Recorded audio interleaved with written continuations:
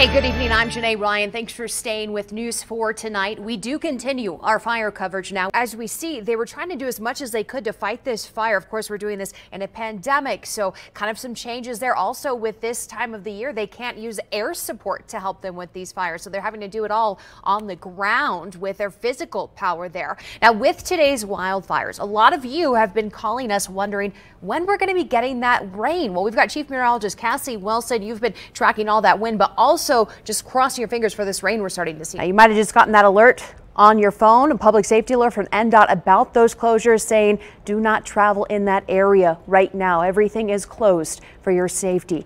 This pink area, that is a red flag warning. That is bad news. Don't take pictures and post them on social media. Pictures like this.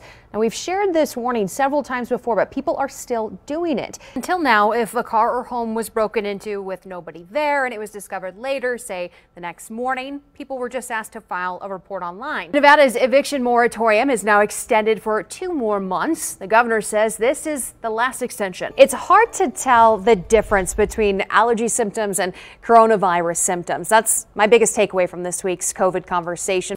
The virus fights back or gets around our fight by creating variants. And one big worry is there will be a variant that comes along aiming for our kids. Tomorrow is National Virtual Vacation Day.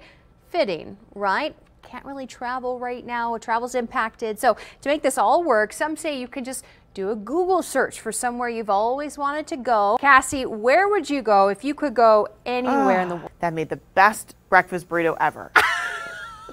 We went back multiple days in a row. That's so Cassie right there. These women are telling some terrifying stories tonight. Some admit to turning to illegal prostitution, and some are sharing about being raped and beaten since the Mustang Ranch shut down in March.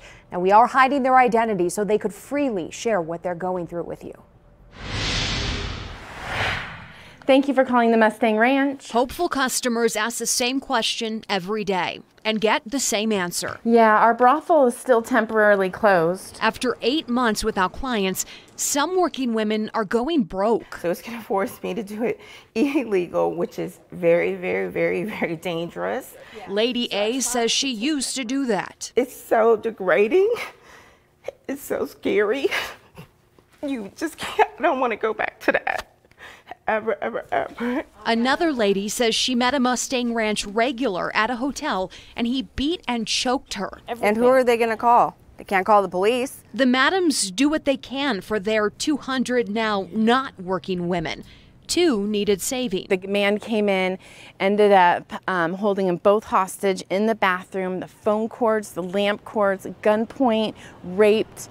Robbed. They say they see their ladies now walking the streets and pimps scare and chase the madams to keep them away. Lady B performs on webcam, but she says she knows workers now with pimps. That doesn't end pretty. That doesn't end nice ever. She says one disappeared while selling herself on the strip. I hope she's okay, but no one even knows where she is. Lady C also performs on webcam now. I don't want to. I hate it. She says it only pays a fraction of what she's used to, and it's scary. If they find you, they don't just find you. They find your family. So here I am, putting them in a dangerous situation. Lady C strips too. One night, she says she was in the VIP room and then I was laying on the floor in the male bathroom with half my clothes ripped off, and I had blood all under my fingernails and flesh under my fingernails. So obviously, I fought back. Lady D is escorting, living at the ranch. She says while it was fully shut down, she was homeless, hopping strip clubs. You're traveling to a new town. Sometimes people don't know where you're going. You're staying in hotels, temporary forms of housing. You're surrounding yourself with people you don't know. And that can be very risky. The madams say the question isn't how long can the Mustang Ranch go on like this? It's how long can these ladies? Untested kits dated back to 1983 in northern Nevada. The lab needed to dig out of that hole. And surprisingly, coronavirus helped. Most people can't wait to get back to the way things were before the pandemic, but not those working in the Washoe County Sheriff's Forensic Science Division. We aren't going back, I can tell you that. Oh no, heck no. We're absolutely not going back to the way we were before. That would be horrendous. For years, they fell behind and sexual assault kits piled up. They sat untested and survivors felt hopeless. Now the backlog in northern Nevada is gone. The lab finally got caught up in December. The year before, they were buried under more than 700 untouched rape kits, new and old. It's just been, for me, a tremendous relief and just something to really celebrate for our staff. The lab can now meet the state requirement of testing kits within 120 days of submission. They're doing it in 65. You know, once you have a great turnaround time for one type of case, you're not going to settle for that for one type of case. You want to have that great turnaround time for all the different cases. So they're applying the 120-day deadline to all DNA evidence. And with this kind of turnaround time, you can help more. Absolutely.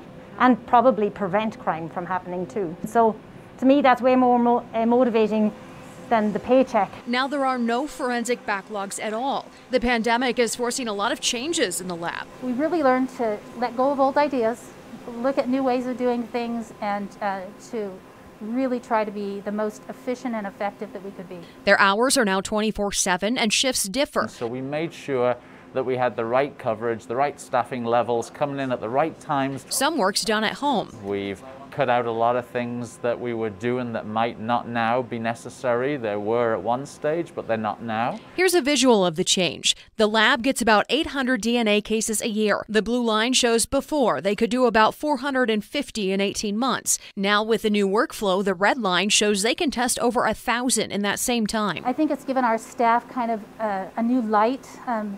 So they come to work and they don't feel that pressure of having that backlog of cases. It's just been a wonderful silver lining of COVID.